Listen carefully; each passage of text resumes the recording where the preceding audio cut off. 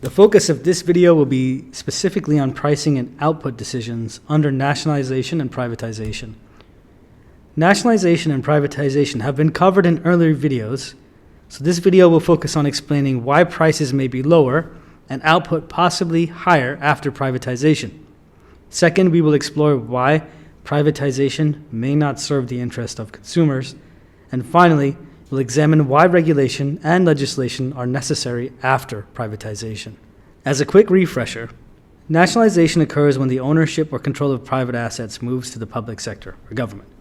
On the other end of the spectrum, we have privatization when control and ownership of public sector assets is transferred to the private sector. How this happens exactly was covered earlier, and I'll place a link to the video in the information box below.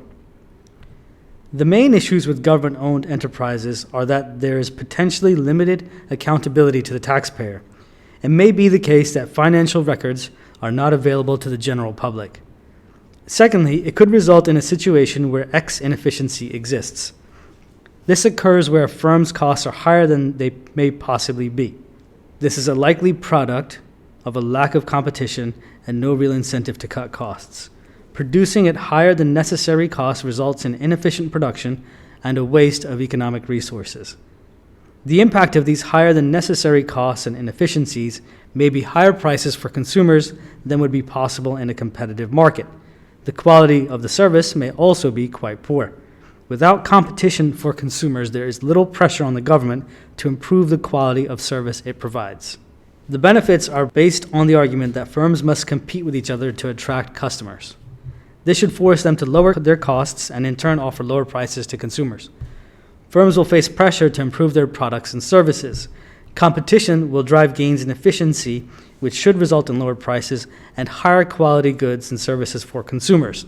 The increased competition results in more products and services available to consumers, which improves consumer choice. However, the case is not 100% in favor of privatization. It is important to understand that nationalized industries, although possibly inefficient at times, do operate in the interest of the public and consider social welfare. Private companies operate for profit and do not necessarily factor in social benefits.